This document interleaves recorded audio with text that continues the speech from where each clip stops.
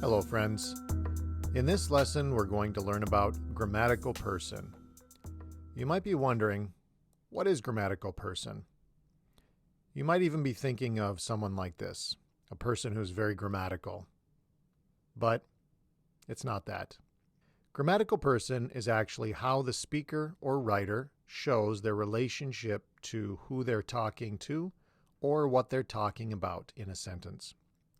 So grammatical person is everywhere in language, and it's just showing the relationship between the speaker or writer and their subject. So when the speaker or writer is talking about himself or herself, we call this the first person. When the speaker or writer is talking to the listener or reader, we call this the second person. And when the speaker or writer is talking about other people, things, places, or ideas, we call this the third person. So if you're listening to something or reading something and the speaker or writer is using the first person, then you'll see the pronouns I or me a lot. If they're talking to you, the reader or listener, then you'll see the pronoun you a lot. And if they're talking about other people, things, or places, you'll see he, she, or it a lot. Or Jack, Jill, coffee, Spider-Man, any other people, places, or things. But this really only covers what we call the singular. So the singular means there's only one person.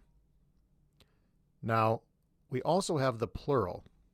So if we're using the first person plural, then we're going to be using the pronouns we and us quite a bit. If we're using the second person plural, we also use you, but we could also use you guys or you all, or if you're in the South United States, y'all.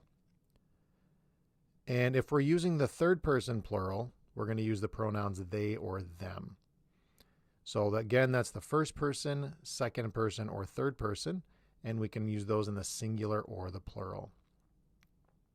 So let's take this sentence, for example. I enjoy coffee because it's true. Because the subject is I, this would be first person. And because I is only one person, this is the singular. So this is the first person singular. If we take this sentence, do you like coffee? Then the subject being you would make it second person. And because it's only one person we're talking to, it would be singular. So do you like coffee is in the second person singular. If we take this sentence, he said he doesn't like coffee. The subject being he would be the third person, and since it's only one person, it's singular. So this is the third person singular. We should have coffee sometime would be the first person, but because we is more than one, it would be plural. So we is first person plural. Do you guys have time for coffee? Since it's you, it's going to be second person, but since it's more than one you, it would be plural. So you guys would be second person plural. And this is a very informal but very common phrase that we'll use in American English, especially in the Midwest, you guys. They don't have time. This would be third person because they is the third person, but they is more than one person, so it would be plural. Now, there are some special cases to grammatical person, and we'll talk about those right now. The first special case is with uncountable nouns. So most nouns in English we can count, like books or pencils, we can count them. We can say one book, two books, three books, one pencil, two pencils, three pencils. But there are some nouns that we can't really count in English, usually when they're a material or a liquid or something like that. For example, coffee. If I say coffee is magical, coffee I can't really count. So it would be an uncountable noun. Now, uncountable nouns in English are considered third person singular. So if I say coffee is magical, coffee is third person singular. And I can show this by replacing coffee with an appropriate pronoun. So I would replace it with it. So it is magical. And as we saw before, it is third person singular. Another special case are indefinite pronouns. So in English, the indefinite pronouns are someone, somebody, and something, everyone, everybody, and everything, anyone, anybody, and anything, no one, nobody, and nothing. So let's take this sentence. Everyone likes coffee. So the indefinite pronouns in English are considered as third person singular as well. So everyone likes coffee.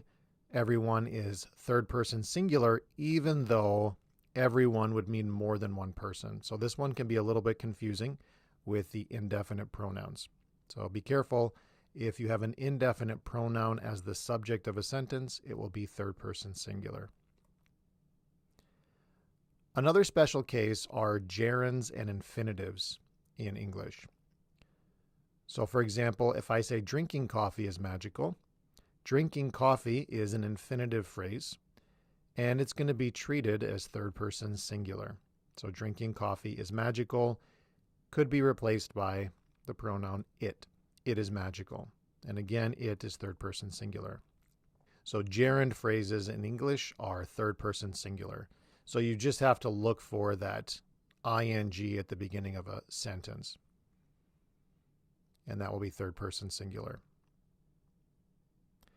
Now, infinitive phrases are also considered third person singular. So to drink coffee, you see to plus the verb there. That would be an infinitive. So the infinitive phrase would be third person singular as well. However, we don't usually start sentences in English with infinitive phrases.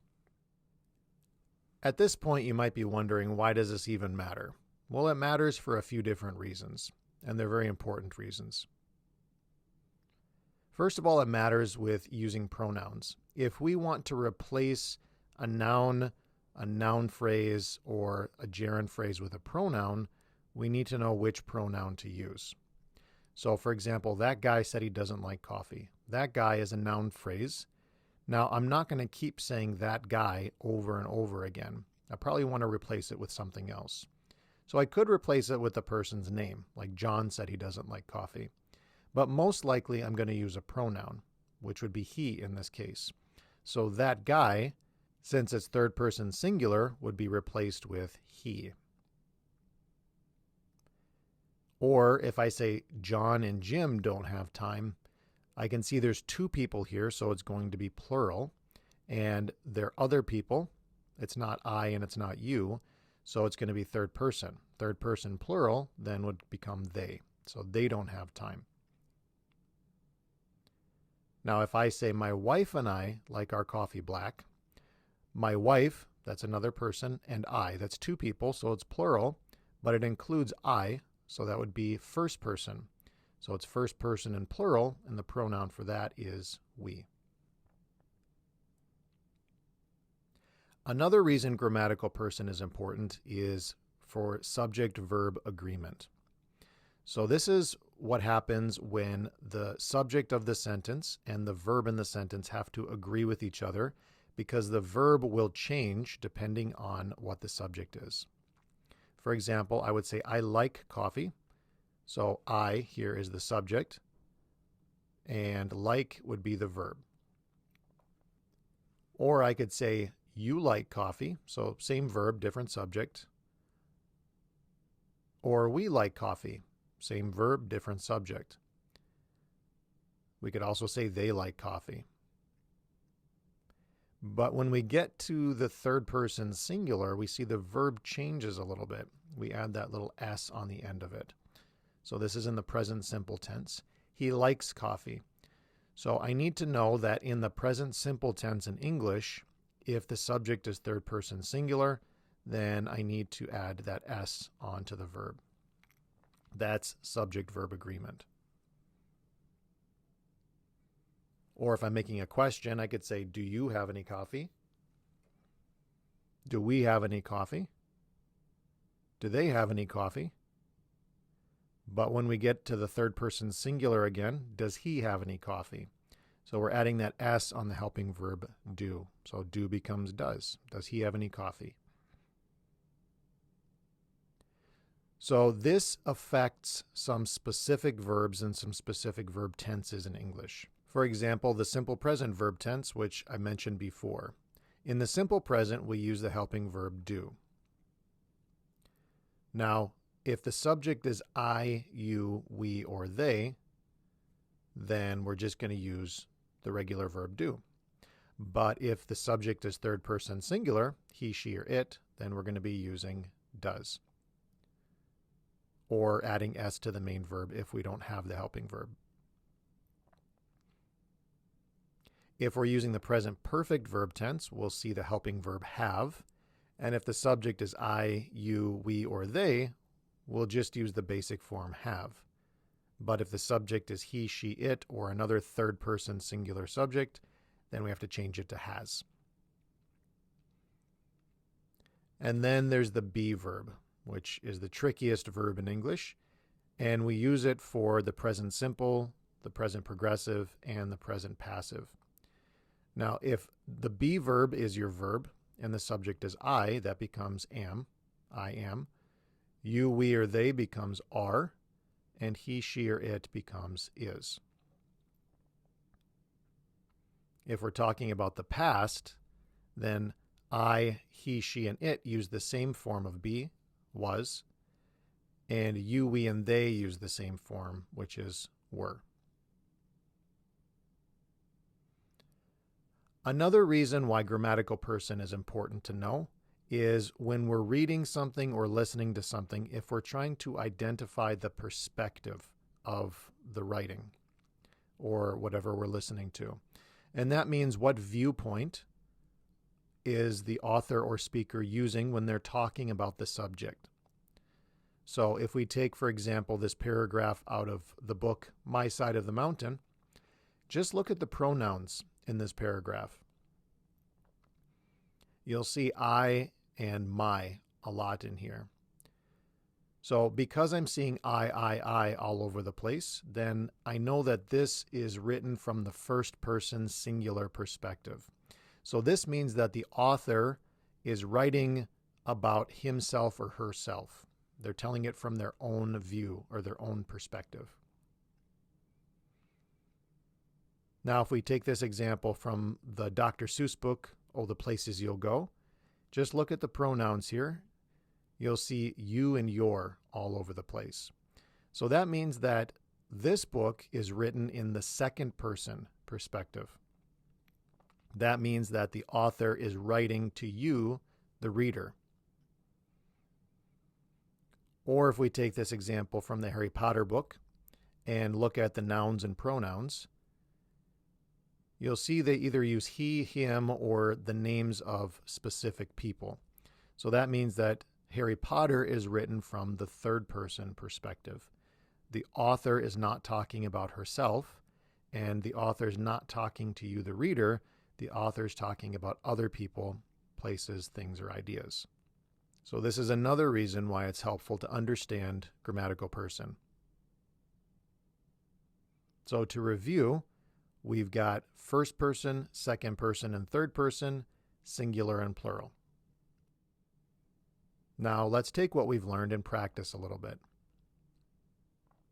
Here's a sentence for you. Have you ever tried Caribou coffee? So look at the word you. What's the grammatical person of that subject? You can pause the video to think about it, and then I'll give the answer. You is second person singular in this sentence because it seems that the sentence is written for one person, and it's the writer talking to you, the reader. It's way better than Starbucks. So what's the grammatical person of it? Again, you can pause the video if you want to. It, like we showed before, is third person and singular. Starbucks' coffee always tastes burnt. So what's the grammatical person of Starbucks' coffee in this sentence? Starbucks' coffee is third person singular because if we look at coffee, like we mentioned before, this is an uncountable noun, so it's considered third person singular. I love the smooth taste of Caribou. So what's the grammatical person of I in this sentence? I is always first person singular. Also, the people at Caribou are usually more friendly. So what is the grammatical person of the noun phrase, the people at Caribou? It's third person and plural. Because if we look at this phrase, the people at Caribou, the main noun here is people. And people is third person, and it's more than one, so it's plural. Maybe that's because Caribou comes from Minnesota. So what's the grammatical person of Caribou in this sentence? It's third person singular. So Caribou, it's talking about one thing, and it's not I and it's not you. Also, remember, with the third person singular, you'll get that S on the main verb in a present sentence. And Minnesotans are known for being friendly. So what's the grammatical person of Minnesotans? If you said third person plural, you're right. So we see that plural S on the end, so we know it's plural. And Minnesotans are other people. It's not I and it's not you. So that means it's third person. At least we like to think so. So what's the grammatical person of we? This one's pretty simple. It's first person plural. So I'm including myself in this because I'm a Minnesotan, but it's more than one person. So if I'm including myself and it's more than one, it's first person plural. Spider-Man agrees. So what's the grammatical person of Spider-Man? Spider-Man is third person and singular because Spider-Man is one person and it's a he. So that's third person and singular. And agreeing with Spider-Man is good. What's the grammatical person of agreeing with Spider-Man? If you said third person singular, you're right, because this is a gerund phrase. So we see that ing at the beginning there. And remember, gerund phrases are third person singular. What do you guys think? What's the grammatical person of you guys? If you said second person plural, you're right, because guys is plural and it's you, which means it's second person. So that's it for this lesson on grammatical person. I hope it was helpful for you, and thanks for watching.